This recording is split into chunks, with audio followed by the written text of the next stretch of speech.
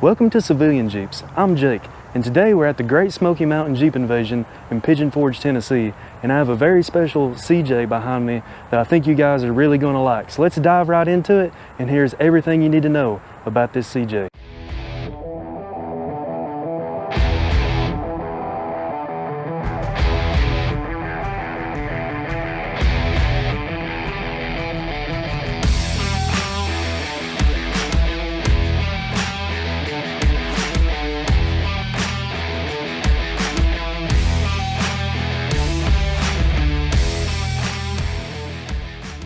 All right, so go ahead and state your name and where you're from.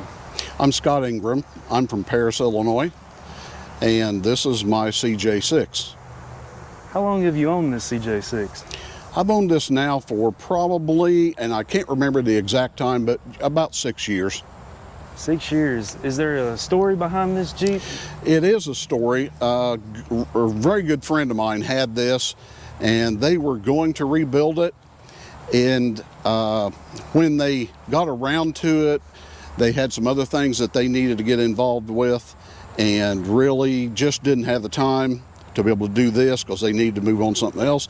So he put it up for sale, and I decided that I thought it would be best to get it and try to rebuild it. So we rebuilt the motor that was in it. It was a 304 with a 3-speed. And what I ended up doing was I got it all running, got it all going, and then tried to drive it.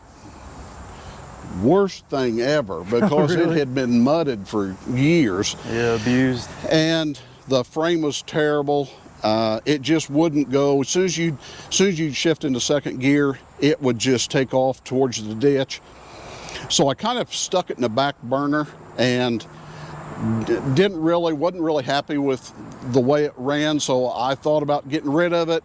But yet the CJ6 really intrigued me because of the body shape. Yeah, And really I've got rare. other CJ7s that I've had over my life, and I still have. And then so I just wanted something different, so I decided to buy a 97 TJ. We pulled this body off of this one and the body off of the TJ. We stripped that frame completely down in our shop at the waste disposal place where I own. And we lengthened it. The boy that works for me, I call him Dev Dog, he's my PRO welder, and he added 10 inches to that frame, if you can see it right there. And we put everything new on the back end, and he just got through it, putting everything new on the front end, all the 4-link, getting that all done. And I was going to put the 304 back in it with the 3-speed, and I kept thinking about it, and I'm like, you know, if I'm going this far, if I'm going to resto mod this thing, I might as well put an LS in it. So that's what we did. Say that. The 304 would have been cool, but there's something cool about a LS and a CJ6. This is the only LS CJ6 that I'm even aware of. Yeah. I mean, in the States. So we've got the hood popped on this thing. We can really see the LS now. So tell me a little bit about the LS. Has this been built or is this stock? This is bare bone stock 5.3 out of a Chevrolet pickup truck. And the drivetrain, the whole complete drivetrain, transmission, motor, and transfer case is all out of a Chevrolet 06. Okay. So you pretty much took a lot of the drivetrain out of that truck. As far as the transmission, what's the transmission again? 4L80E. Okay, and then you were telling me earlier about the transfer case. What's the what's the deal with it? Well, the transfer case is electronic. I'm trying to get away from as much of that as I possibly can, so we're going to get a different transfer case for it that's a manual. And so that way I can get my rods and everything run up into the cab instead of having to worry about more wiring, because we just got all the wiring fixed. A good buddy of mine, Kenny Hodgson, just got through doing the wiring and redoing all that. Wiring. It looks extremely clean in here. Yeah, he really did a great job. Optima red top. Everything looks really clean, neat, in place. There's where it passes through the firewall. Yeah, it's just an exceptional job on the whole thing. This is a very clean engine bay. The nice thing about this whole thing is that you can get out here with this Jeep now, and I can run out on the highway 70, 75 mile an hour and literally can let go of the steering wheel. It will just go straight as a die. Well, how often do you drive this? Me and my wife drive it a lot because we keep this at our house. And so anytime that we go anywhere, we drive this thing. We just drive the wheels off of it. We really seriously haven't had this thing done that long. We had it done to go to Houston Woods Willie's event back in May. And since then, we've put like 2,600 miles on it since then. So we drive it. I mean, really? We get it out and drive it on the weekends because that's what we enjoy to do. Let's get a little startup of this Jeep. Tell me when you're ready. All right, go ahead.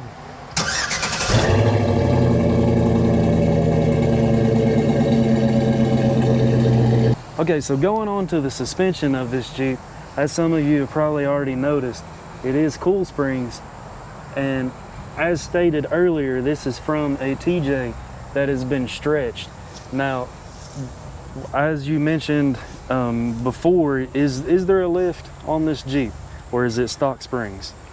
This would be stock springs on this. The only thing we have on there is a little 2-inch body lift just to raise it up a little bit, just to give us a little more room under the hood for the motor. Okay. Which helped us out a lot. Are these 33s? Or let me see here. Yep, 33 1250 by 15s. And you said that there's a big brake kit? Yes, we just put a big brake kit on there just before we came down here. Because it had the brakes that were on it before were just a little bit spongy, you know, because the frame that we took this out from underneath of was a 97 TJ with a 4-cylinder in it. Okay. And so it wasn't carrying as much weight, wasn't having as much power, and we really needed to get something that could get us stopped.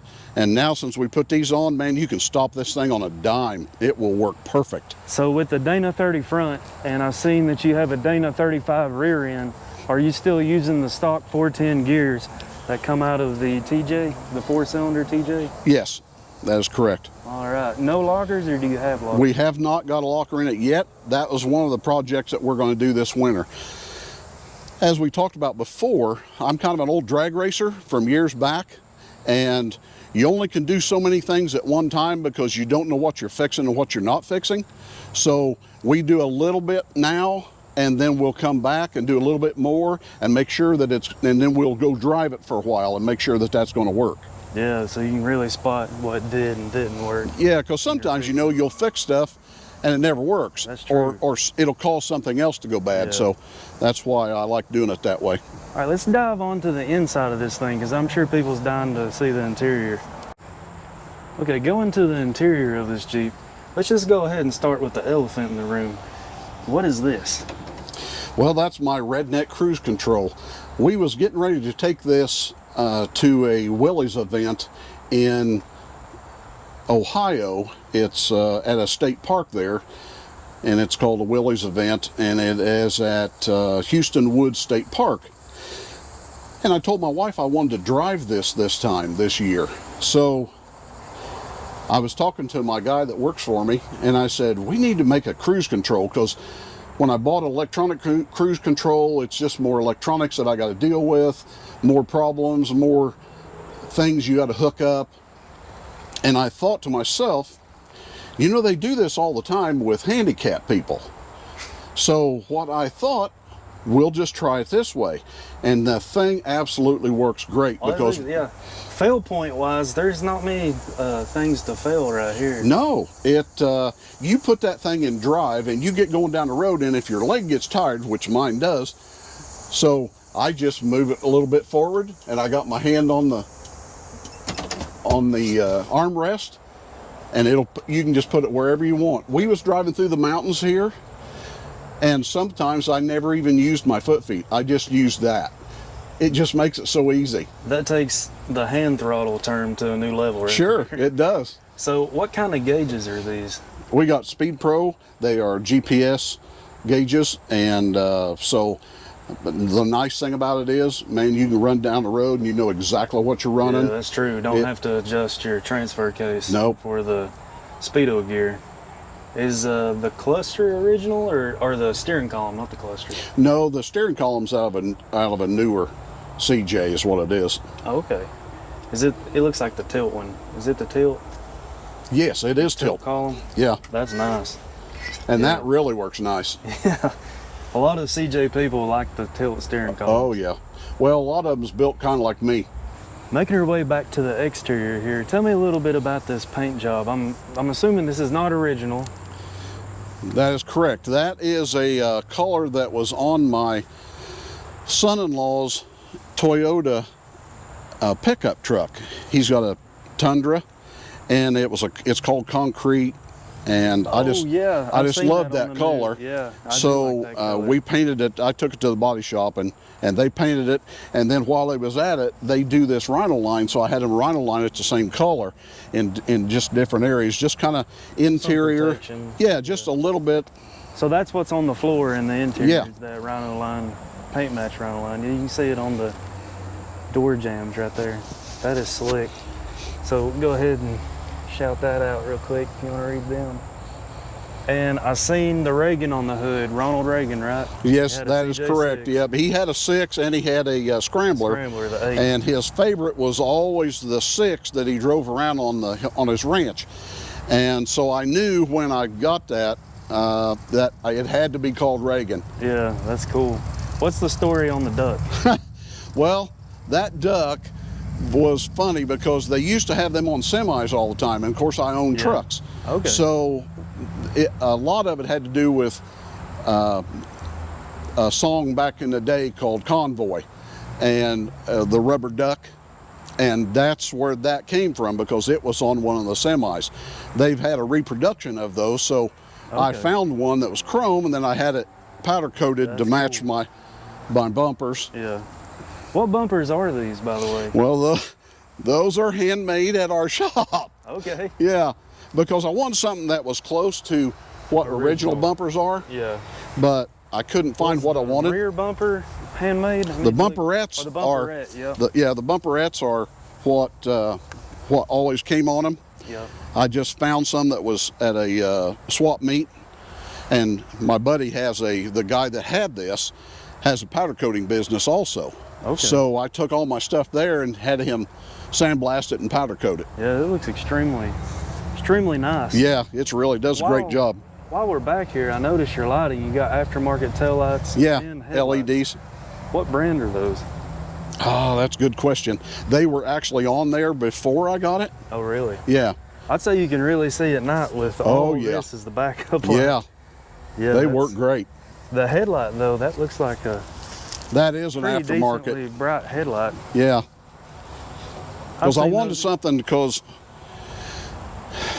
you'll be here someday.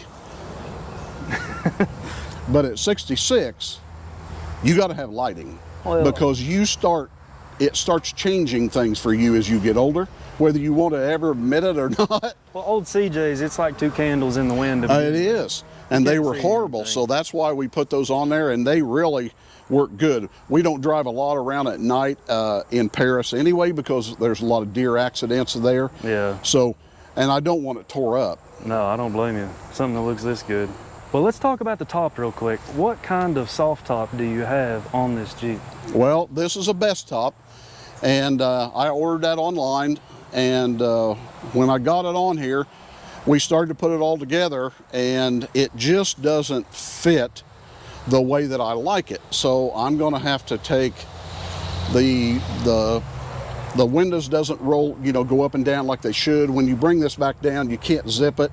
It won't zip down to here, which is maybe not a lot of big deal for some people, just but annoying. It is. I know the price of these tops, and it's very frustrating. I know. So I'm guessing those are best top doors as well? Yes. Soft doors? Now, do you have any other tops? I used to have a half top, a metal half top. Yeah. And after I got rid of it, everybody told me that was a Myers half top. Oh, yeah. Which you screwed up. everybody messes up, gets rid of the wrong thing, and I'm one of them. I get in a hurry and I I get rid of stuff because it's in my way. Yeah. So I probably should have kept it. It would have been cool now to have that done. Well, I'm kind of seeing a little bit of what you're talking about right here. Yeah. Where it Just doesn't fit up right. No, that is kind of crappy that it's like that. But I really do like the look of the soft door and the soft top. It does give it a nice, clean look. I like it because it still makes it look old. Yeah. So some people may not like this, but I've got a buddy over at the Amish canvas shop, and he made me a top for this to pull down the road that covers everything.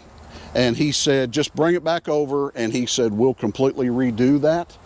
And he said, I'll make sure that it fits right. And I know and understand that when Best Top makes anything, or anybody that manufactures stuff, not everything is going to be the same, and it's hard to do it when you don't have the item there to work on.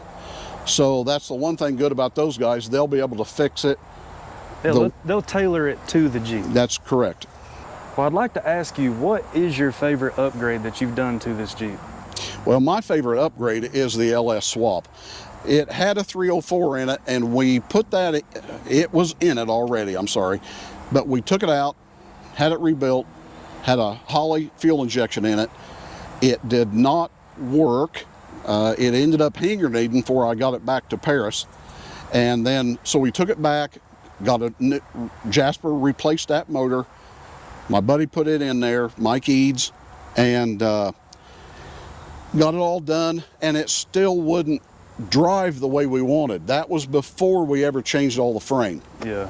So when I started to change the frame, I thought to myself, well, if I'm going to change the frame, I might as well just go with a little more horsepower and something that's a little more reliable, I think. Well, once I got all done and the motor was done, we're now in the process of that motor is, because it's all back together, it's still brand new. We're getting ready to put that in a 83 Cherokee Chief that we have. Oh, that'll be nice. And so it'll be pretty cool when it's all done. Well, at least it's going back to AMC. Yes, yes. Yeah, that's cool.